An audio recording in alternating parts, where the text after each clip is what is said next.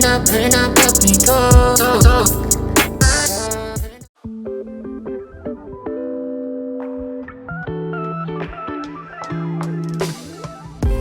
This. What is up, you guys, and welcome back to my YouTube channel. But more importantly, welcome to my kitchen. Today's video is going to be a little bit different than what you guys usually see from me. It's not necessarily going to be a vlog, but I'm so excited because the content is immaculate. I'm going to be giving you guys 5 macro-friendly meals. These are recipes that I eat pretty often, high protein and very healthy ingredients. If you guys are new here, my name is Nikki. I do fitness, motivation, and lifestyle content on all the platforms you guys see here. So if you haven't yet, make sure to hit that subscribe button because I post every single Monday at 7 a.m. Pacific Standard Time. And if you guys are coming from my Instagram, you know that I've been working on a secret project now for months. This Friday, the 31st of March, I'm going to be officially announcing it to all of my social media platforms. But because you guys are very special and near and dear and close to my heart on YouTube, I wanted to give you a little sneak peek. You are the first to see this box. I'm so excited. So I'm not gonna show you guys what's in it, but this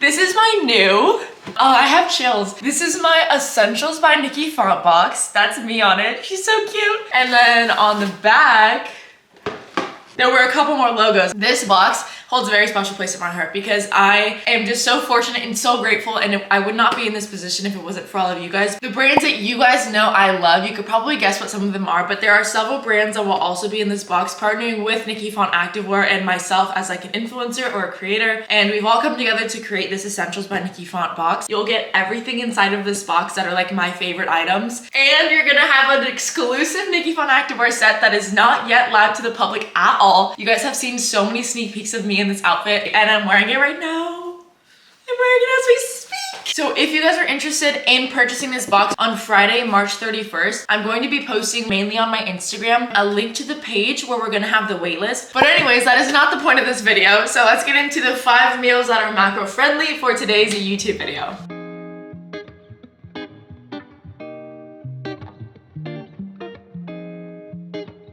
Ingredients: I got this bag of frozen raspberries from Trader Joe's, chia seeds, raw honey, almond butter or peanut butter, 85% dark chocolate, choose a chocolate of your preference. I added Kaizo's healthy cocoa mix, which is Brinley's brand, coconut oil, and then you're gonna start by adding the raspberries to a pan, just mixing them all together. Adding in a 1/4 cup of your chia seeds right over the raspberries. Measure the honey with your heart. I just kind of put the amount until I felt like it was a satisfying number. Then I use this entire chocolate bar. It is so satisfying. It kind of reminds me of Willy Wonka and the Chocolate Factory. And then I broke all of them up. This is what your raspberries should look like. I turned off the heat once I got this consistency, and then I chopped up the chocolate to look like this. Now I'm scooping the coconut oil into my saucepan. You can also do the technique where you put water inside of the bowl and then melt the chocolate on top of it with the steam. Either way works just fine. Then grab your raspberries and put them on some parchment paper. Look at that consistency. They laid out so well and they were not runny at all. Then I mix the almond butter and I just put about half of a serving on every single one. I decided to leave 2 blank just in case I didn't like the almond butter. And then I added the melted chocolate on top. Once again, measure with your heart. And then the leftover chocolate I put on some bananas that I had left over. And then take them, we're gonna walk over to the freezer. You only need to put them in for a couple hours, but I left them overnight. And they came out perfect. Chef's kiss. They're beautiful and they tasted so delicious. I already ate all of them. Meal number 2, we got this salmon plate. This is my favorite salmon. If you guys have been around for a while, you know that I've made this on several other of my YouTube videos before. I get this Atlantic salmon from Trader Joe's, dillweed, brown sugar, apple cider vinegar, and then for one of our sides we'll do broccoli and the other side we'll do this jasmine rice. I just get the frozen packs from Trader Joe's. For the salmon prep, I grab some foil and then I fold the ends up so we don't have to worry about any drip into the air fryer. I add some salt and then I go in with the dill. I'm just measuring with my heart. And then I add the brown sugar. I would say this is about a spoonful amount. This is gonna help with our glaze, and then we add the apple cider vinegar on top of it. I use about 2 capfuls. My mouth is literally watering just watching this. And then I put it into the air fryer. Everybody's air fryer is probably different, but I preheat it to the seafood amount and then I cook it for about 18 to 20 minutes.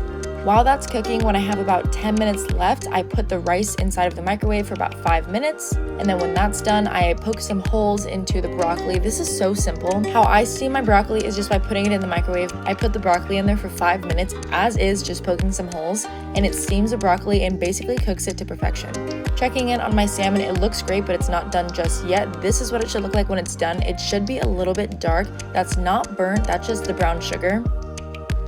And voila, she's beautiful. She's a 12 out of 10, one of my favorite dinners.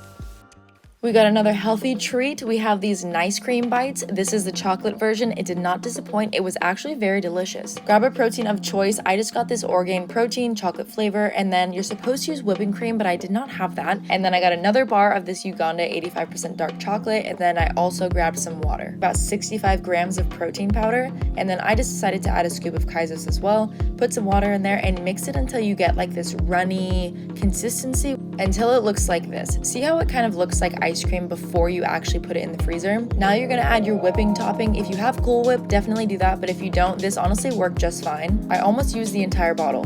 It gets a little bit runnier, so this is the consistency you want to look for, because remember, we are going to put it in the freezer, so it is going to get more firm. Now adding your topping, you can use any topping you want. The guy whose video who I followed, he added Fruity Pebbles to a vanilla protein.